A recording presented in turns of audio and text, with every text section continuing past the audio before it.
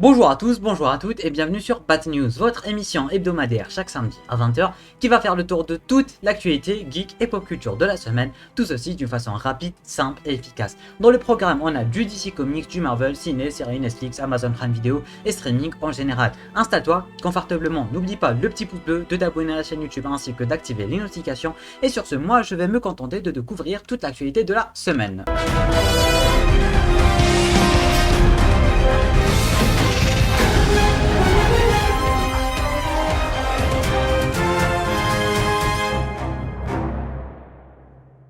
On commence directement du côté de DC Comics avec la 6e et dernière saison de Supergirl qui a bel et bien terminé son tournage. On enchaîne directement avec monsieur James Gunn qui a confirmé qu'il allait bel et bien revenir pour d'autres projets pour DC Comics et ça fait mine de rien plaisir parce que c'est à peu près lui qui a sauvé les films d'ici, on va pas se mentir.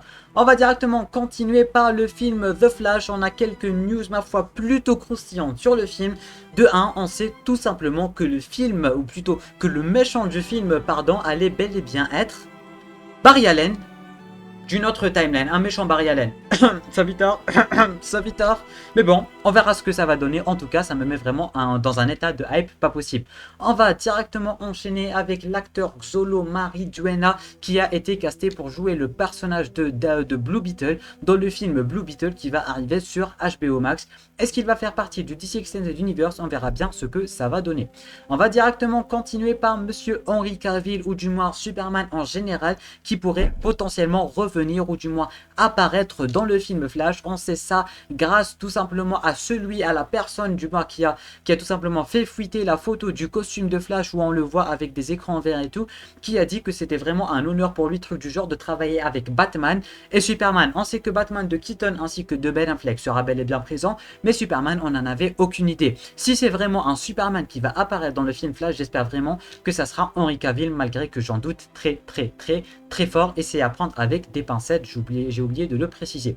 On va directement continuer par Lucifer qui s'est offert un nouveau poster ma foi plutôt sympathique et on va terminer par Batman de Ben Affleck qui a toujours pas rejoint le tournage de The Flash. Pour toutes les photos et les cascades que vous avez vues, c'était uniquement son cascadeur parce qu'apparemment ils avaient toujours pas besoin de lui uniquement pour faire des scènes de cascade et il sera bel et bien présent sur les plateaux de tournage dès septembre 2021, ce qui veut dire dans quelques semaines quoi.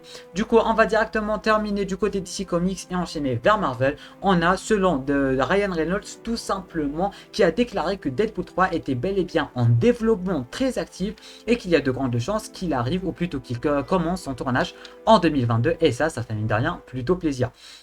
On va directement enchaîner par le film Shang-Chi qui s'est offert pas mal de nouveaux posters qui vont mettre en avant pas mal de personnages ainsi qu'un nouveau TV spot ma foi plutôt sympathique. On va continuer par Gore, le grand méchant du film Thor Love and Thunder qui va arriver très prochainement au cinéma, qui s'est offert un nouveau look sur le méchant tout simplement du film joué par Christian Bale, anciennement connu pour son rôle de Batman dans Batman Begins et compagnie dans la trilogie tout simplement.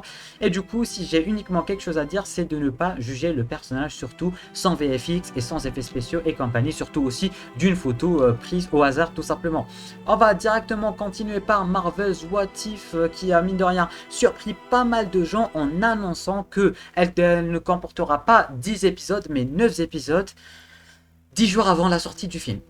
Comment ils ont fait, ne me demandez vraiment pas qu'est-ce qui leur est passé par la tête ou quoi que ce soit, de changer le nombre d'épisodes d'une série 10 jours avant sa sortie, j'en ai absolument mais aucune idée. Et du coup, on sait aussi que la série va bel et bien faire partie du MCU et va faire partie de la timeline et de la chronologie du MCU. Et ça fait plutôt plaisir. On savait qu'on allait regarder et tout, mais on savait pas trop si il fallait prendre ça ou pas à la légère. Mais maintenant, c'est confirmé et c'est plutôt cool. On va directement continuer par Venom 2, Let There Be Carnage qui s'est offert une bande-annonce ma foi plutôt sympathique en plus du visuel sur Carnage qui est super, giga, ultra badass dans la vidéo réaction est disponible sur la chaîne YouTube.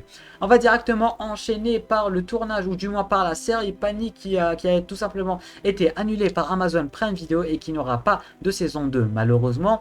On continue avec Jumanji, du moins les films Jumanji dont un troisième film est bel et bien en développement et ça fait mine de rien super plaisir.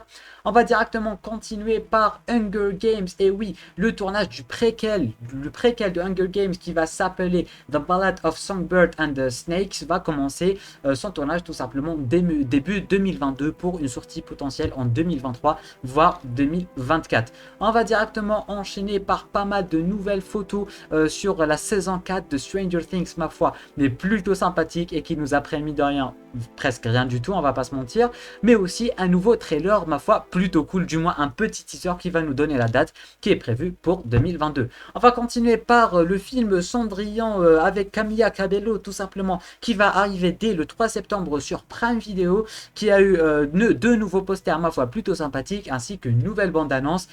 Désolé, mais la fée Marelle, j'arrive toujours pas à m'y faire. Déjà Cendrillon, pas Blonde, ça va, je commence à m'y faire. Mais la fée Marelle en homme, désolé, mais j'en peux plus. Hein, vraiment, je sais pas quoi en penser.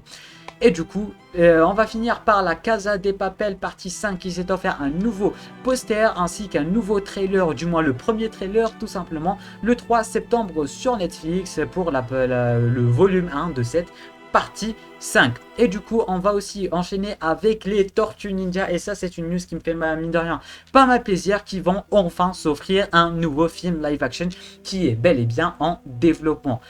Et du coup la team, c'est terminé pour ce nouveau numéro de Bat News. J'espère en tout cas que cette émission vous aura plu et que vous l'aurez apprécié.